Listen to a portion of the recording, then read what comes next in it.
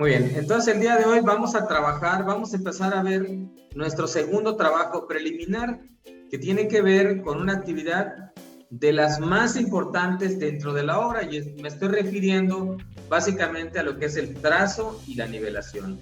¿Ok? Ya vimos en la clase pasada cómo se genera o cómo se calcula la cantidad de superficie para la limpieza del terreno. El día de hoy vamos a trabajar con el trazo y la nivelación, que viene siendo el segundo trabajo preliminar.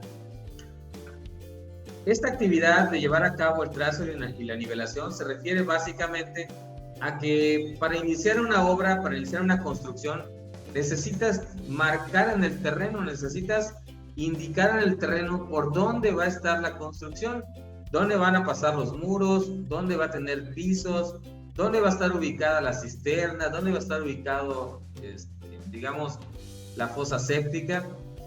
Y en sí trata de plasmar en el terreno lo que tenemos en el proyecto. Es algo así como imprimir en el terreno las dimensiones de tu trabajo, de tu obra. ¿Cómo se hace? Esto se hace a través, pues, de un método muy sencillo, que si bien es cierto, es laborioso, pero que no implica mayor dificultad. Ustedes ya trabajaron de esto en obra negra, entonces ya sabrán que por allá para hacer este trabajo de trazo y nivelación se necesita echar mano de, pues, un poco de madera, de clavos, de cal. Al menos aquí en la región así es como lo hacemos, en donde te encargas de marcar en el terreno los ejes que corresponden a la construcción. ¿Ok? En este caso tenemos este plano, que es un plano muy simple, muy sencillo, que para efectos de explicación vamos a utilizar. Estamos hablando que en el ejemplo de ayer tenemos un terreno de 12 por 20, donde en el interior tenemos indicada esta construcción que tiene 5.18 de ancho por 8.18 de longitud. No está pegado a ningún lindero, a ninguna colindancia, por lo tanto está, digamos, en el centro del terreno. ¿Ok? Entonces lo que vamos a hacer ahora es calcular la superficie que corresponde a esta actividad, que es el trazo y la nivelación. ¿Qué se hace primero? Bueno, primeramente pues tenemos que medir las distancias que hay entre ejes e ir colocando pues esta manera de elementos que se llama burretas. Sí, las burretas, las famosas burretas son las que se hacen con madera de pino y que se hacen como una especie de puente que ustedes ya conocen. ¿Ok? En esas burretas se establecen los ejes tanto horizontales como los ejes verticales, es decir, que corresponden a los números y a las letras. La intención de esto es ir dando los espacios, ir, digamos, marcando en este terreno la construcción misma. Después de que colocaste las burretas, obviamente colocas los hilos referenciales que te van a indicar los ejes y los anchos de la excavación de la que vas a trabajar. ¿Ok? Después lo que se hace es que con cal se marca, se pinta en el terreno para poder ya físicamente, para tener visiblemente dónde va a pasar la construcción. ¿Ok? Muchas veces se utiliza, al menos de manera particular, utilizamos algunos elementos que se llaman mojoneras. Las mojoneras son unos elementos de concreto que están sembrados en el terreno y que te ayudan a referenciar las líneas o ejes principales.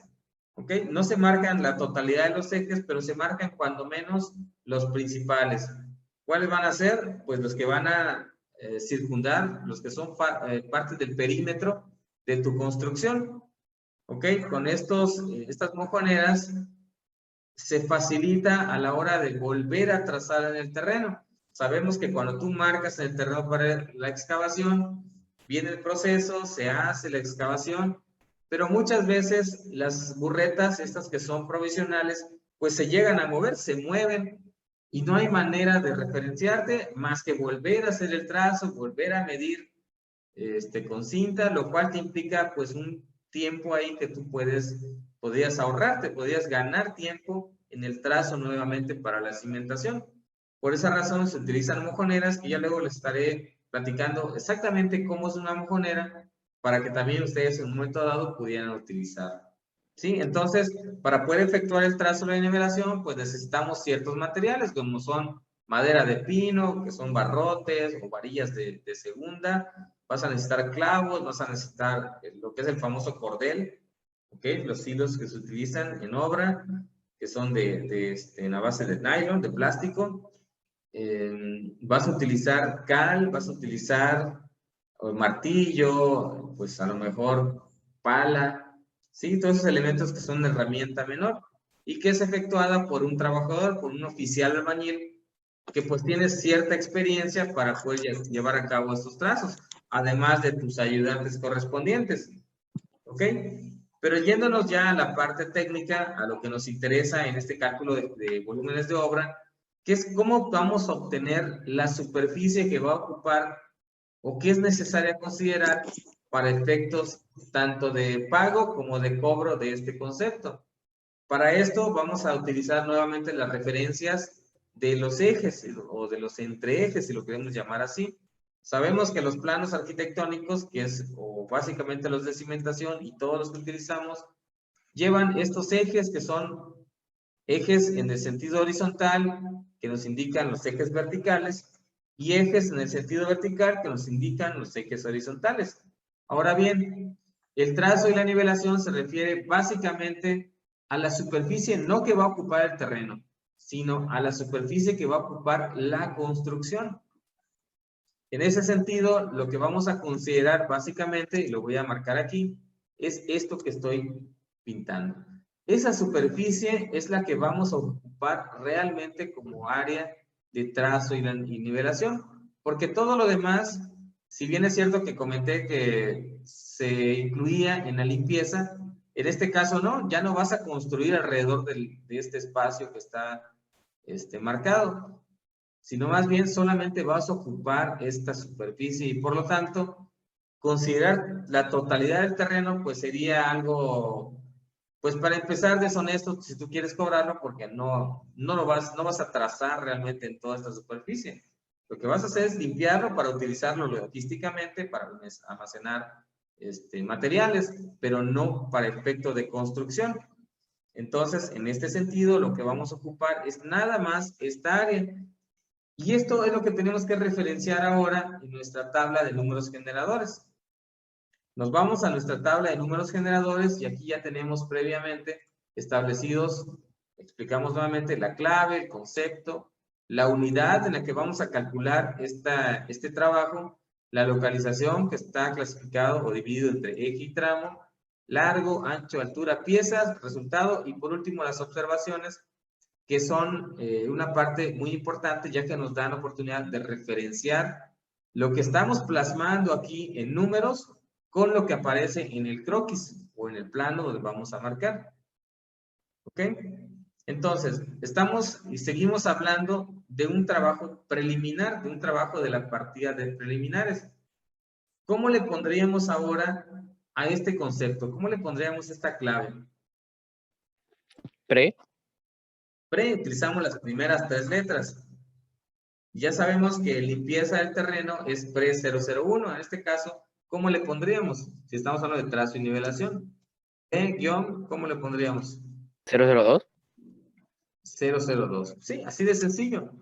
La idea de esto es que llevemos un orden en los trabajos que realizamos y si los ponemos de forma correlativa, es decir, 1, 2, 3, 4, con respecto a la posición que ocupan en el proceso de obra, pues va a ser más fácil identificarlos. Insisto, esto ya es una manera muy particular que cada analista de costos, cada persona que genera volúmenes de obra, pues le va a poner su propia nomenclatura de acuerdo a sus requerimientos, de acuerdo a sus preferencias en cuanto a la manera más fácil o práctica de identificarlos.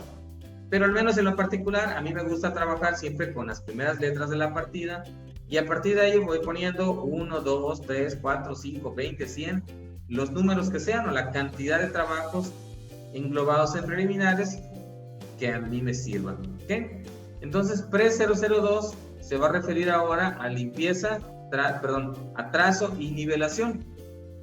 ¿Okay? Entonces, para el trazo y la nivelación vamos a escribir un concepto corto. Vamos a poner trazo y nivelación.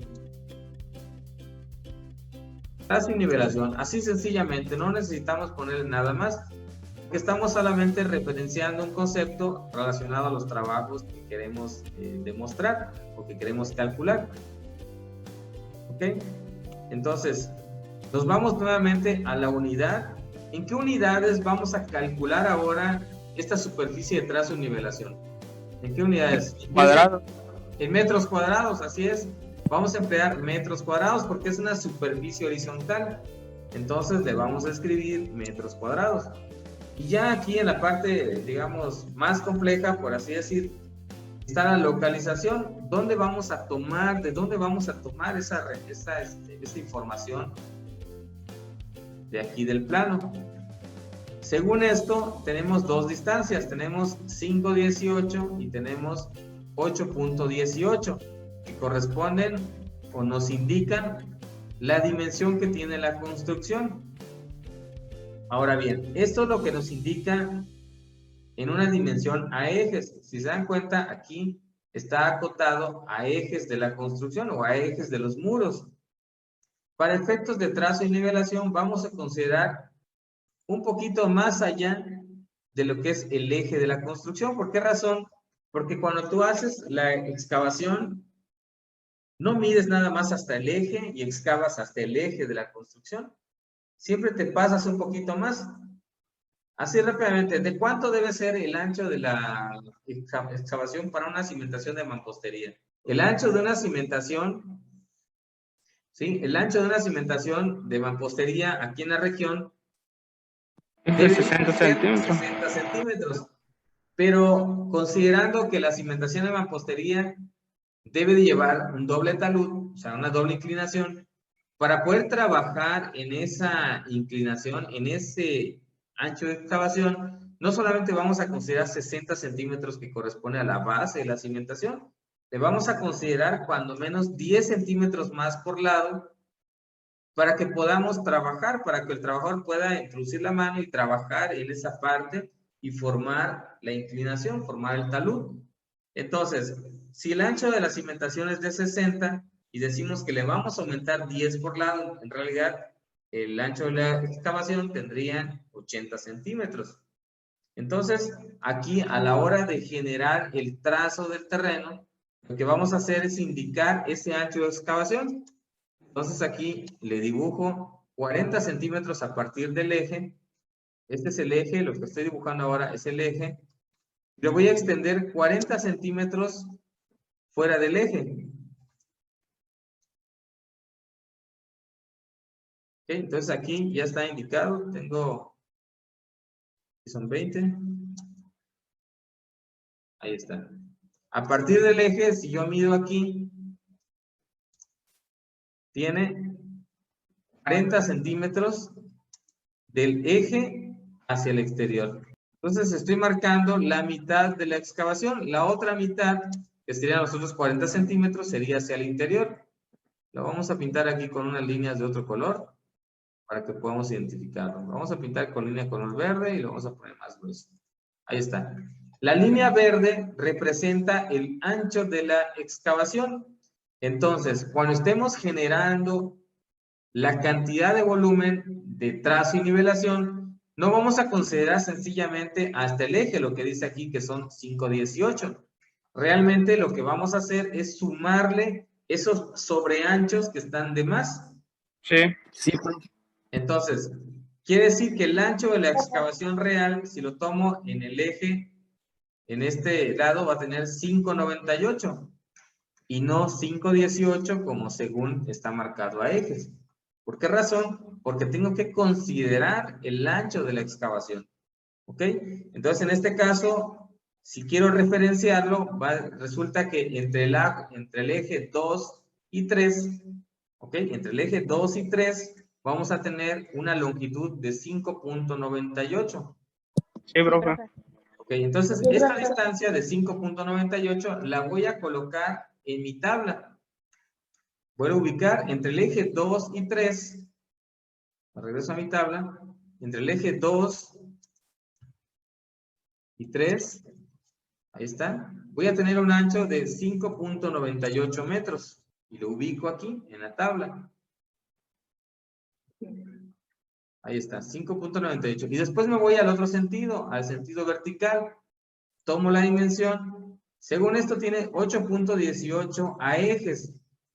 Pero si le sumo, si le adiciono el sobreancho en la parte superior, que son los 40 centímetros, más los otros 40 centímetros en la parte inferior, quiere decir que le voy a sumar a 8.90, perdón, a 8.18, que es la distancia de ejes, le voy a sumar 80 centímetros, o sea, 40 por lado. Y me va a resultar que tiene 8.98. ¿En dónde lo voy a ubicar? Entre el eje B y el eje C. Me regreso a mi tabla y le pongo entre el eje B y el eje C, tengo una distancia de 8.98 metros.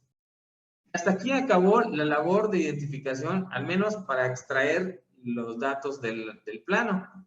Sencillamente lo que tengo que hacer aquí ya solamente es multiplicar, porque altura no necesitamos. Al estar hablando de una superficie en metros cuadrados, obviamente, pues el resultado va a ser la multiplicación de dos lados.